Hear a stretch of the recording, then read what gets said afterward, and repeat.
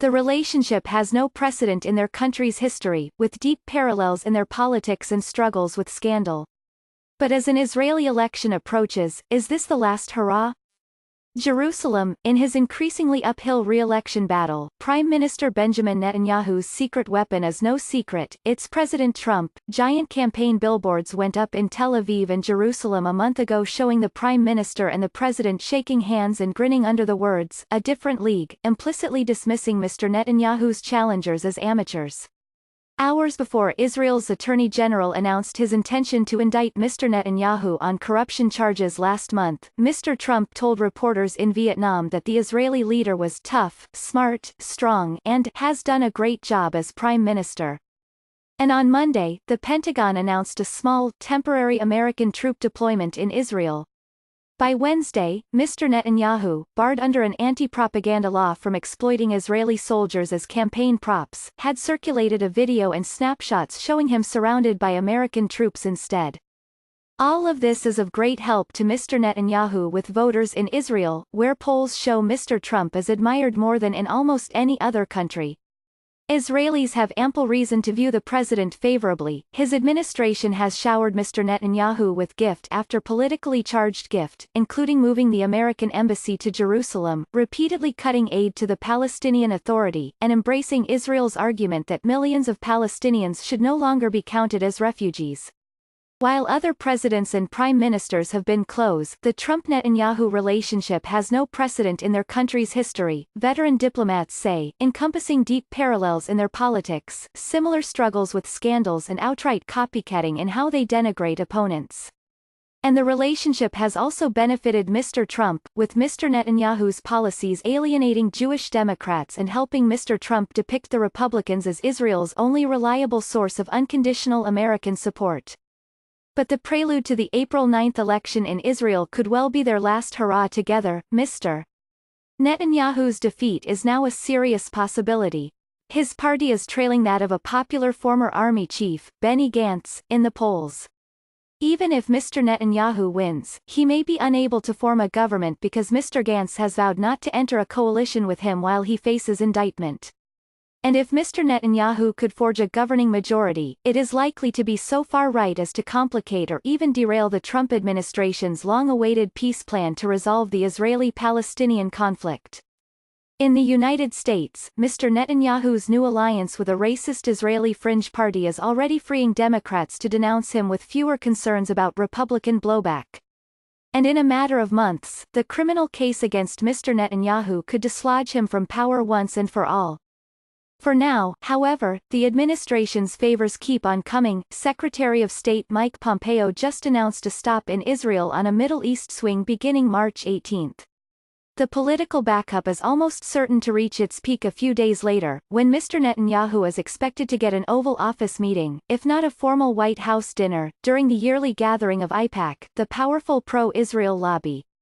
It's gotten to the point that analysts tracking the American assistance to Mr. Netanyahu's campaign have taken to guessing what Mr. Trump might toss his way next, merely more plaudits, or perhaps a meteor bone, like endorsing Republican-sponsored legislation to recognize Israeli sovereignty over the Golan Heights. Some big package and bundle of goodies, said Aaron David Miller, a veteran Middle East negotiator under Republican and Democratic presidents. The game on Trump's part is to do whatever he can do to re-elect Bibi.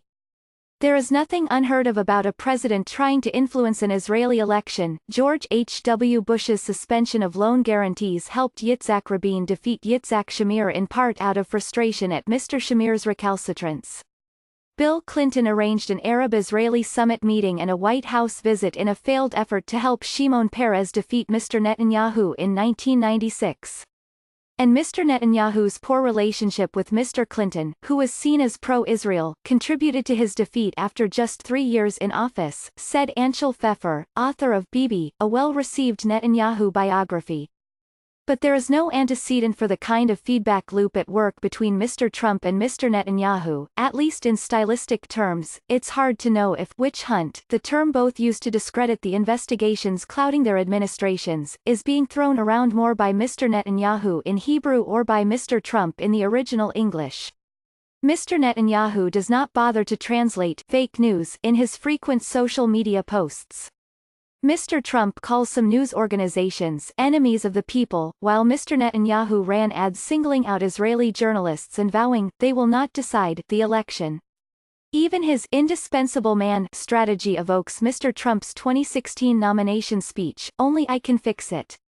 The interplay achieved a kind of funhouse mirror effect a week ago when Mr. Netanyahu tweeted about a segment of Fox and Friends, Mr. Trump's favorite program, in which an American commentator had dismissed the Israeli corruption case using talking points Mr. Netanyahu easily could have dictated.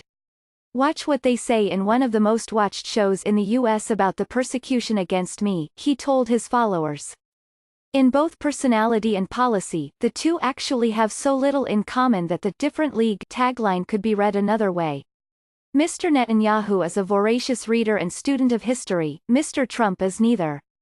Mr. Netanyahu, even his critics say, has been a savvy statesman, forging ties with once hostile nations. Mr. Trump's iconoclastic, domineering foreign policy has by contrast alienated long-standing American allies around the globe. Yet much as Muddy Waters anticipated Mick Jagger, Mr. Netanyahu was thrilling Israeli audiences with a visceral blend of populism, ethnic resentments and media bashing fully 20 years before Mr. Trump first took that brand of politics to the big time.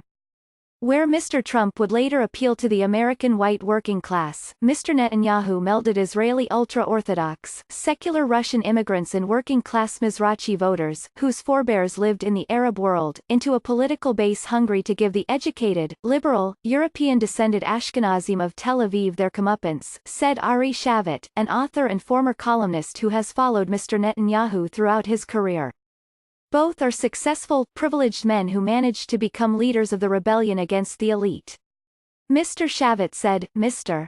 Pfeffer's biography recounts a 1999 campaign rally at which Mr. Netanyahu accused the news media of colluding with the left to bring him down and led the crowd in chanting, "They are afraid." It was exactly the same patterns and tones as "Lock her up." Mr. Pfeffer said in an interview, referring to the Trump rally chant against Hillary Clinton. The White House declined to comment for this article, and the Prime Minister's office did not respond to requests for comment. Mr. Netanyahu, whom Republicans in a 2015 poll had named the world leader they most admired, was initially apprehensive over Mr. Trump's victory in November 2016, according to people made aware of his thinking at the time.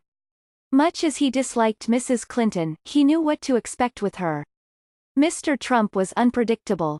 Mr. Netanyahu quickly realized his good fortune, however, he had a personal connection to Jared Kushner, the president's son-in-law. David Friedman, the president's bankruptcy lawyer turned ambassador to Israel, was a stalwart supporter of West Bank settlement. Sheldon Adelson, a key backer of Mr. Trump's campaign, had been a devoted Netanyahu backer for far longer, even bankrolling a supportive daily newspaper that is now the closest Israeli equivalent to Fox News. In short order, Mr. Netanyahu's ties to the White House became a calling card for him with other world leaders seeking an in with the Trump administration, according to Israeli officials. What was missing with Mr. Trump, however, was the curb on Mr. Netanyahu that Mr. Clinton and Barack Obama had each applied. Mr. Shavit said, the fact that he'd had a Democratic president was like his external superego.